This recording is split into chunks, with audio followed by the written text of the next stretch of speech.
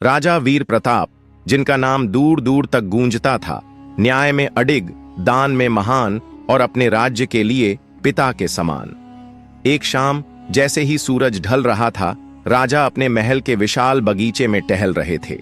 हवा में एक अजीब सी बेचैनी थी। रानी सौम्या दूर एक बेंच पर बैठी थीं। उनकी आंखों में स्नेह और चेहरे पर हल्की चिंता थी। तभी महल के द्वार पर एक अनहोनी घटित हुई। एक साधु लंबी जटाओं और दिव्य तेज के साथ महल में प्रविष्ट हुए, परंतु उनके पीछे जो था उसे देखकर महल के सभी सिपाही भय से कांप उठे। एक विशाल विकराल शेर, उसके पंजे जमीन पर पड़ते ही धरती कांप रही थी। उसकी आंखों में एक दहशत भरी भूख थी, जैसे वह किसी का अंत करने आया हो। राजा वीर प्रताप घबराए नहीं। वे अपने सिंहासन से उठे और साधु को प्रणाम कर बोले, महात्मन, मेरे राज्य में आपका स्वागत है। कृपया बताइए, क्या सेवा कर सकता हूं? साधु गंभीर स्वर में बोले, राजन, मेरा यह शेर 3 दिनों से भूखा है, इसे भोजन चाहिए।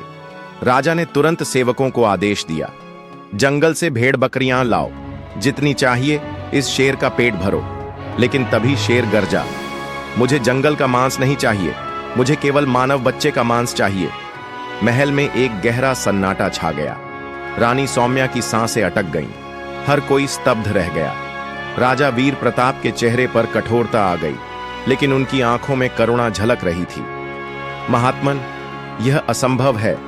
राजा बोले, मैं अपनी प्रजा का रक्षक हूं, किसी मासूम की बलि नहीं दे सकता। तो क्या तुम अपने पुत्र को दे सकते हो? नहीं। यह चीख थी रानी सौम्या की, जो दौड़कर महल के अंदर गईं और कुछ ही क्षणों में अपनी गोद में नन्हे युवराज अर्जुन को लेकर लौटीं।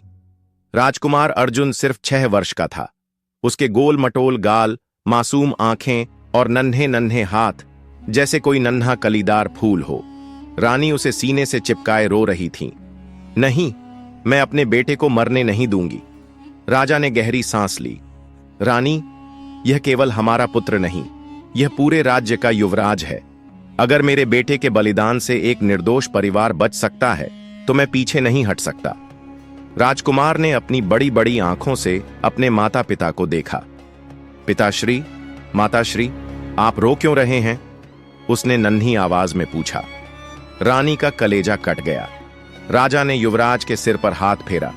बेटा, अगर तुम्हारी बलि से किसी की जान बच सकती है, तो क्या तुम डरोगे? छोटे से अर्जुन ने मासूमियत से सिर हिला दिया।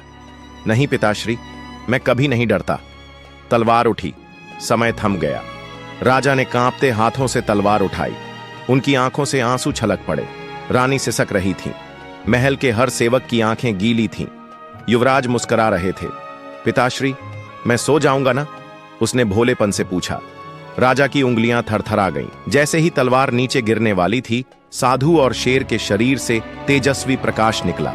राजा की आंखें चौंधिया गईं।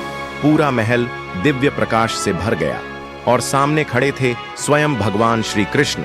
शेर भी बदल चुका था, महान योद्धा अर्जुन के रूप में। रानी हड़बड़ाकर पीछे हटी। पूरा दरबार स्तब्ध था। भगवान श्री कृष्ण मुस्कुराए और बोले, राजन, यह केवल एक परीक्षा थी। तुमने अपनी दानवीरता और धर्मपरायणता सिद्ध कर दी। रानी सौम्या फूट फूट कर रो पड़ी। हे प्रभु, मेरे बेटे की रक्षा की, इसके लिए मैं आपको कोटि कोटि धन्यवाद देती हूं। राजा की आंखों से भी अश्रु बह निकले। प्रभु, आपने हमारी परीक्षा ली, पर अंत में हमें धन्य भी कर दिया। भगवान श्री कृष्ण मुस्कुराए और बोले, यही धर्म है, यही परीक्षा थी, और वीर प्रताप, तुमने इसे उत्तीर्ण कर लिया।